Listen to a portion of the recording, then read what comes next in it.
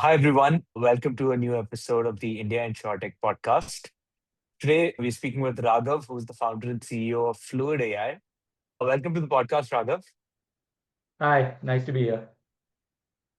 All right, Raghav, can you tell us a little bit about your journey? I was reading about Fluid. You seem to have started off right after college. A long time since you've been building this. Can you tell us a little bit about your journey and what led you to build FluidAI? Right, okay. So, Prashant, it was a very interesting journey. I started this company along with my younger brother Abhinav, and we were very passionate about AI and its potential way back in 2012, right? So that's when you had feed-forward neural networks and all of that sort of hitting, and that was considered exciting. Um, So our very first solutions were using the models of that generation. But one thing that we sort of kept very relevant to ourselves was that, hey, can we continue evolving with AI, right? Because AI, as you know, is one of the most dynamic fields. So what we did was that every couple of years, right? So deep learning came about, then you had transformers, and now we have generative and then agentic. We continued sort of building out our platform to be the latest and greatest, right? So that's sort of been our transition through these eras. And happy to say we are growing over all these years. We've got some of the largest financial institutions as our customers today, Bank of America, Barclays, Societe Generale. Closer to home, we just won the RFP for LIC, which is for their agentic platforms. And we've been doing a lot of exciting stuff wherein we get these AI agents together to sort of really go to different use cases, right? So it's not just a single use case, but multiple use cases that we can sort of attack with our agentic AI. One high point was we created the AI avatar of Warren Buffett for the 100th year anniversary of Forbes. So that was a avatar you could talk to. He could talk back to you. Abhinav, my co-founder, was also just joined. He actually got to meet Warren in New York. So that was something that being from the financial field was something that was quite iconic for us. That's super cool. Hi, Abhinav. Great to have you on this podcast. I I was trying to sort of understand, your journey for the past, maybe close to a couple of decades and how you've been evolving yourself with the evolution of AI, right? And I'd love to know some connection points, some dots that have connected from the beginning, from when you started off and you've seen them evolve. And now what's the status of agentic AI specific to insurance? Because from an India InsurTech and our members' point of view, they'd be very keen to know something like this. So I think one thing that excites us a lot about the evolution is that when we started off in 2012, a lot of it was about what kind of data can you bring, can the customer bring to this, right? So if you went to an insurance company, you said, oh, okay, let's say we're trying to solve a problem like customer support. We would say, okay, can you give us transcripts of, maybe the last 10,000 calls you had? Or can you give us detailed SOPs, policies, procedures? And a lot of customers, especially in India, would come back and say, hey, we don't have that, right? We don't have that kind of data maturity. That foundation will take us years to build. And so we would then say, okay, we can help you with that, but it's a long journey for you. Today, because of the pre-trained transformers available, even if the data maturity is less, we see clients go live faster. And they can now throw in much more unprocessed data, right? So earlier it would be a lot of time would be spent on, oh, okay, can we codify this? Can this data be cleaned up, etc. Now, with the new kind of both computing power on the GPU side and the models that are available, we are able to throw in raw data. We're able to throw in troves of it, which Indian insurers have, right? I think one thing that was the problem earlier was the quality of data. Quantity in India has always been large. So those pre-steps have sort of gone away, right? Because now the agents are able to clean that data, process it, and the use cases have now exploded, right? So earlier we would be very limited, right? And we would say, okay, maybe a chatbot. Now immediately people are talking about voice. We are saying about areas within internally which are becoming very powerful, like maybe reimbursements or agent relations, right? All of those are going live as well. So the canvas has really expanded over the last few years. Yeah, just to add to what Raghav was saying, I think one is like he said, the canvas has become huge, right? You can do claim underwriting to customer support to almost any use case. And the other big difference is, like he said, is that timeline of the customer seeing value and the risk he needs to take when he's taking on a use case. Right? The old world was like about training all this data, right? So you would be like, okay, I need to work 3 months, 4 months, let's say with a big insurer or big public sector to just build the model And at the end of 3, 4 months, I'll tell you whether this model can deliver value or not. Right? It could be like we trained it and we're like, oh, the data, like it's not possible to deliver value using this.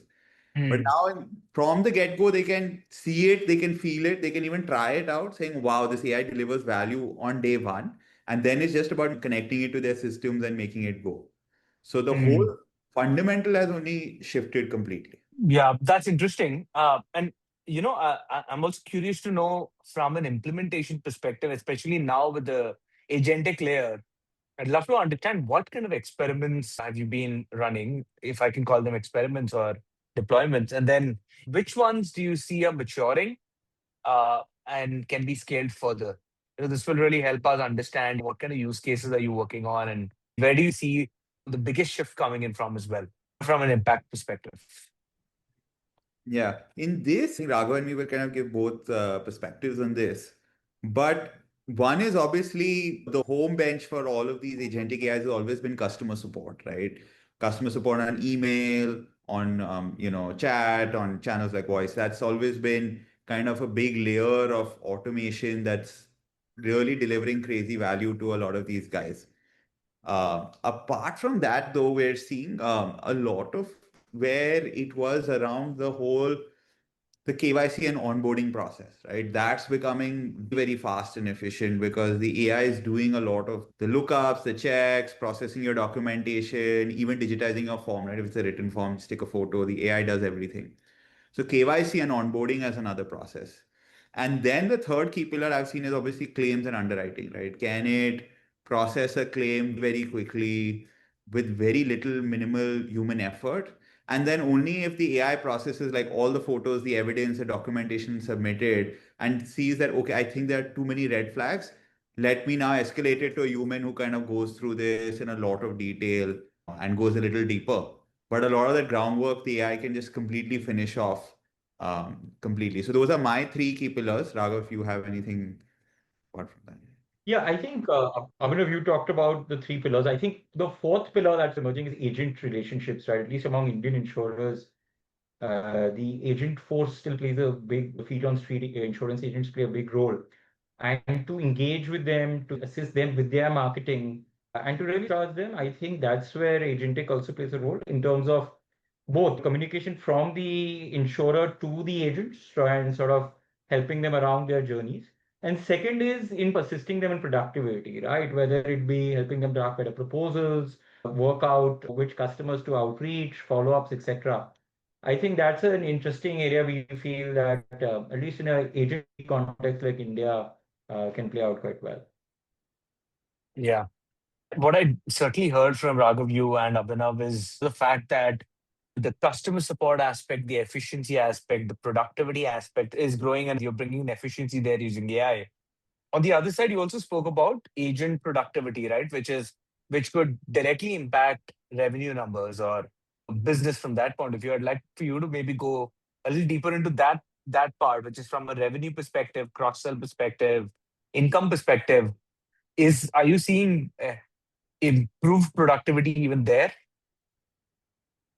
Yeah, I think most definitely. I think one thing that is there is agent insurance is a complex product to sell, right? So there are Yeah. two aspects of this. One is, can the policy be better explained when the customer has thousands of questions? And can newer policies, the newer policy products, I would say, which maybe even the agent doesn't have that much expertise in selling, new add-ons, top-ups, etc., riders, that's where the confusion really starts adding on it because humanly the agents can't be updated all the time. And a lot of this communication is happening where the customer is demanding the response immediately, right? Because they're evaluating you against maybe three competitors. So that's where, that kind of interface where the agent is not having to wait, refer to some documentation, make some phone calls, but have these AIs sort of respond for them or assist them with the response. That sort of really helps on the revenue side because then they are sort of more comfortable selling more, and it's genuinely something wherein they then can use as a trusted resource, right? Because they are not like, okay, this is something that will take me 2 hours or 3 hours to revert back. As soon as there's a query, I'm sort of responding. Okay. All right. And how does that manifest in the hands of the agent? And I have a follow-up question to that is how much, as we see AI systems getting more autonomous, taking more control of what we have on our drives and this and that. How do you draw the line, and where do you draw the line of between automation and human control, especially looking at insurance being super regulated across the world, I'd say, yeah. Yeah. Yeah, no, so I have a perspective on that, and maybe Abhinav, you would like to add on. So I feel it's automate the explanation, but keep the evaluation of that explanation in with a human, right? So automate what the AI is seeing, let it build those reports, let it build the kind of why is it taking a decision, right? A lot of people say, oh, the AI should take the decision. But can it provide you as a human enough context to say, okay, I'm taking decision X. These are the 7 parameters I'm taking decision X on. The final judgment or evaluation, that's wherein then obviously, now if you have a scaled decision, right, you're taking millions of decisions a day, Yeah. maybe you still want AI to do that. But if it's like something that's core to your business or that affects customer experience at a different level, then I would say elevate that to evaluation wherein a human evaluates, right? So that framework is sort of what we sort of follow. And then obviously escalate the escalations, right? So that's wherein again humans come in if the AI, and that's where our frameworks come in, right? If you're saying that, okay, this model is declining a lot of claims, typically customers are rating its customer service as poor, then there's escalations need to pop up very quickly to humans and they need to start intervening. So it's not an either or, it's a continuum you sort of plan it around, where it's if it's performing well, you don't escalate, but if it is not, you escalate pretty quickly, pretty fast. Got it. Okay. Abhinav, yeah, you have something to say? Yeah, I was just gonna add like the format that we're seeing, right? Like even if I'm an agent and I'm going out to do a sale, right? It's almost becoming as easy as WhatsApp or the app that I'm using. I just go ahead and drop a note to the AI saying that, okay, I'm meeting customer X.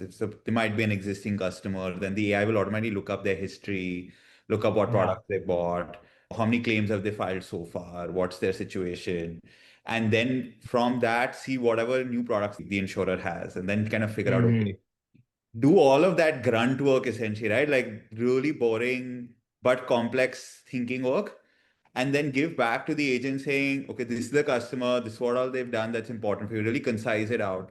This is what you should probably pitch them. These two product offerings make sense for them, and this is Hmm. the angle or approach you should take when pitching it to them.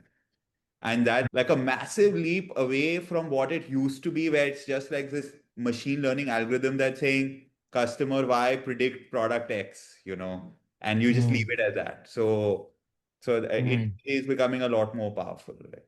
Like this All person right. just had a kid, they've added them.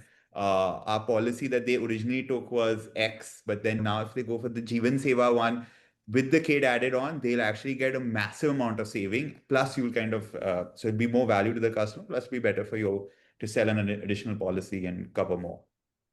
Understood. So, of course, two key pillars here, which is efficiency, productivity on one side, and then enablement on the other side, which again, of course, I'm sure is impactful to the entire value chain in within an insurance company.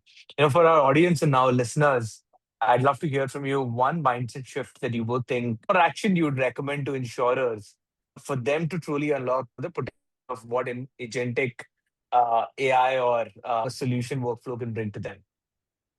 Right. So I think for me, I think the mindset shift, I sort of like to address that is that I feel we need to stop calling these as AI projects anymore, right? I think what we need to start calling them is digital employees, right? Because with projects, and that was the mindset we had with so much of software, maybe pre the AI era, there's a go live date, steady state, and then we transfer on to the next technology, right? But when you look at it from how we handle human resources, we look at career graphs, right? We say, what does this expand into? Its capabilities X today. Maybe if someone joins us as an intern today, and maybe she's 6 years, 7 years down the line, we are hoping she's doing 10x or 20x, right? Because these models are evolving, because they are connected to almost everything, and because they're being thrown a massive amount of data to train, retrain, and improve. I think the goal has now become is that we don't look at these as one-off projects which have a start date, end date. We look at these as capabilities which are going to live for a long time and who have a very long evolutionary cycle. Got it. Abhinav, anything on your side? Yeah, I think my thought on this would be that probably and I think Raghav made a beautiful point, and to add to that, I think look at it from a perspective of someone, or look AI at as a perspective that someone that can come in and deliver fast, right? The earlier cycle, like someone of a huge size, like an LIC or a really big insurer size, they would probably, in the old era, would have seen these as 6 months, 1 year, 9 months kind of projects, right? But we're actually seeing and able to actually do these in like, okay, you're ready within 2 weeks of contract signing to launch. You're ready within 3 weeks. And very critical core to business operations, right? So you kind of need to start seeing them as, wow, these can deliver me value now, not like half a year or 1 year into the cycle, which is a phenomenal place because you have something that can do many things. You pick the right ones and then you deploy them quickly. It just becomes transformational to the business overnight. Yeah. No, I love the idea of deploying something in 3 weeks. I wish that were really possible, right? In the sense, I'm sure you can figure it out, but not everyone's got to, all the stakeholders have to tag along for us to be able to execute this. But it was great chatting with you both, Abhinav and Raghav. Thanks for joining in. And of course, we wish you the best from the India Insurtech Association. Thank you. Thank you so much. And it was wonderful chatting today. Look forward to more such interactions, Prashant, and thanks. Thanks. Thank you.